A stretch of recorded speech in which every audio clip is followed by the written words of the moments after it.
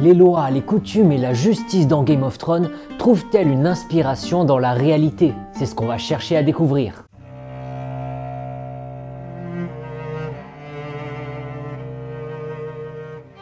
Les sauvageons vivent sur Westeros, mais au-delà du mur. Ils n'ont pas réellement établi de loi. Par conséquent, dans leur culture, si un homme est capable de voler une chose et de la conserver, cela signifie qu'elle lui appartient. Et cette logique se transpose aux personnes.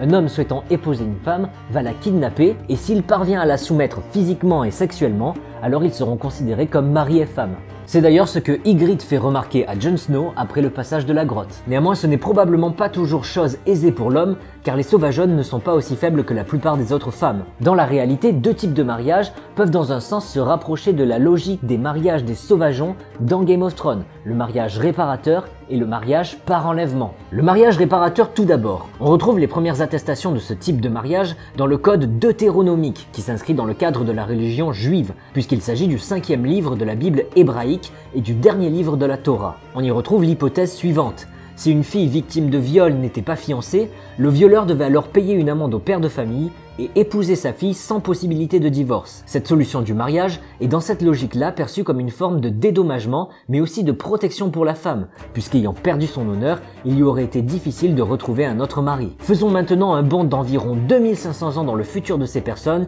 pour arriver dans un passé qui nous est proche. Au Maroc, il était avant le 22 janvier 2014 possible pour le violeur d'une femme mineure d'échapper à sa peine d'emprisonnement s'il épousait sa victime avec le consentement du représentant légal de celle-ci.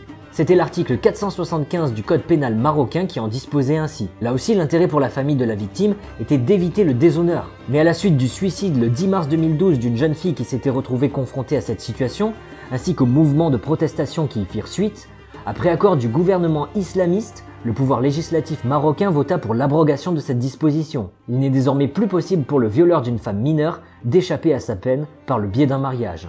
Deuxième type de mariage pouvant être rapproché de celui des sauvageons, le mariage par enlèvement. Tout comme pour le mariage réparateur, on trouve des attestations de ce mariage dans la religion juive et plus précisément dans le livre des juges. Voici l'extrait. Allez vous mettre en embuscade dans les vignes. Vous guetterez et lorsque les filles de Silo sortiront pour danser en chœur, vous sortirez des vignes, vous enlèverez pour vous chacun une femme parmi les filles de Silo et vous vous en irez au pays de Benjamin. De nos jours, cette pratique s'exerce encore dans certains pays qui pourtant la répriment pénalement. Par exemple, au Kirghizistan, l'article 155 du code pénal punit le mariage par enlèvement d'une amende comprise entre 100 et 200 fois le salaire minimum, ou d'une peine d'emprisonnement de 5 ans maximum. Et pourtant, il est estimé qu'environ 15 000 jeunes filles sont dans ce pays mariées de force chaque année.